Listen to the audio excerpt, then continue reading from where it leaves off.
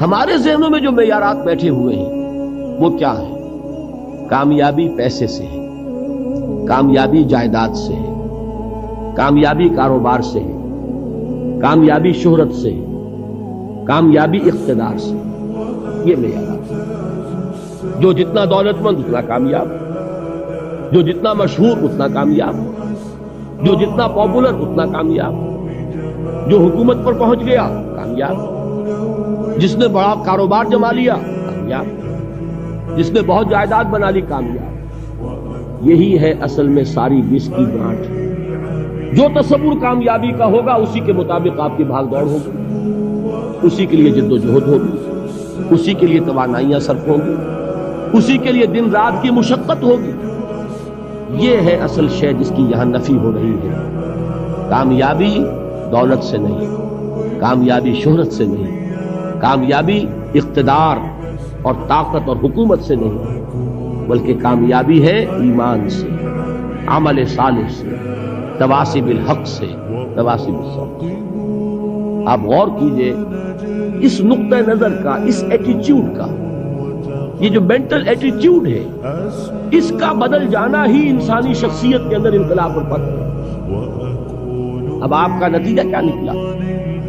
اگر تو دولت سے کامیابی ہوتی تو قارون بہت کامیاب ہوتا، اگر حکومت سے کامیابی ہوتی تو فرعون اور نمرود بہت کامیاب ہوتے۔ کامیابی ان سے نہیں ہے۔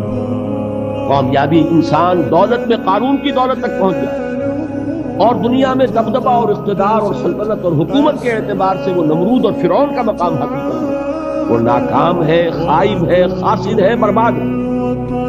اور ابو ذر غفاری کامیاب ہے، چاہے ان کے پاس کچھ نہیں، جھونپڑی تک نہیں، کوئی گھر نہیں۔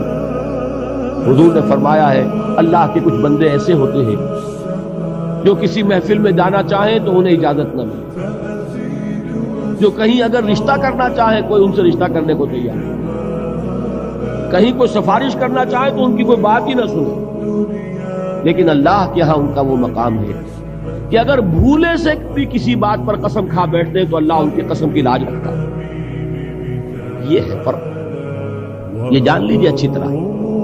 اس بات کا مان لینا آسان، اس پر سبحان اللہ کہنا آسان، لیکن اس کے مطابق آپ کے اپنے ذہن کا بدل جانا بہت مشکل ہے۔ اس لیے کہ ہم متاثر ہوتے ہیں اپنے ماحول سے۔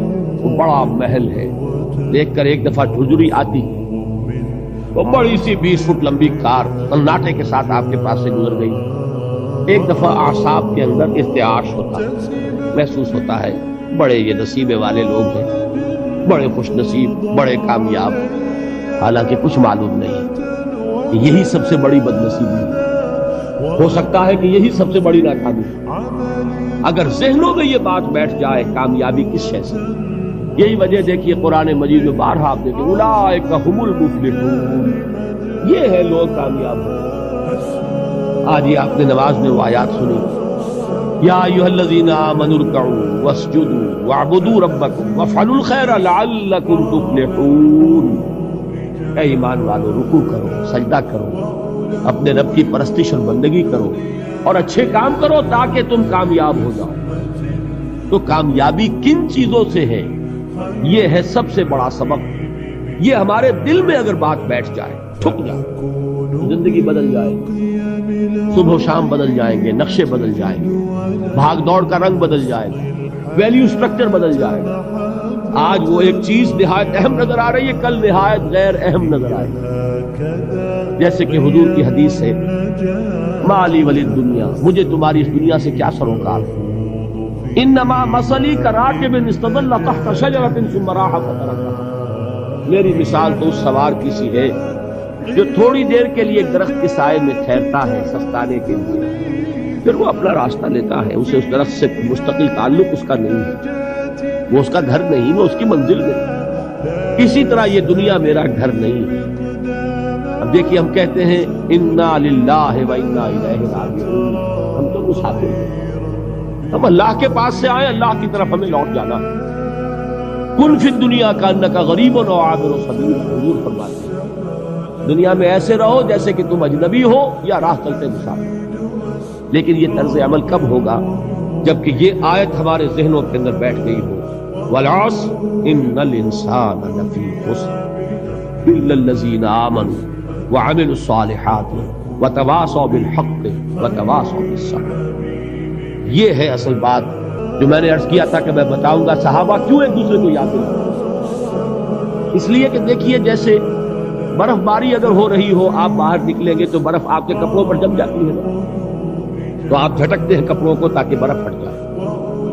ہمارے ایمان پر اس دنیا میں رہتے ہوئے جب ہم متاثر ہوتے ہیں ماحول سے تو گردہ آ جاتا ہے، برف پڑ جاتی ہے. اس کو جھٹکتے رہنے کی ضرورت ہے، اور وہ جھٹکنے کی بہترین اور مؤثر ترین شکل یہی ہے کہ یاد رکھو کامیابی ان چیزوں سے نہیں ہے. چمک دمک جو ہے دنیا کی، یہ ساری چمک دمک جو تمہیں رجھا رہی ہے، جو تمہیں اپنے اندر گم کیے ہوئے. یہ لفظ گم پر اقبال کا وہ شعر یاد آ گیا کہ کافر کی یہ پہچان کے آفاق میں گم، اور مومن کی یہ پہچان کے گم اس میں ہے آفاق.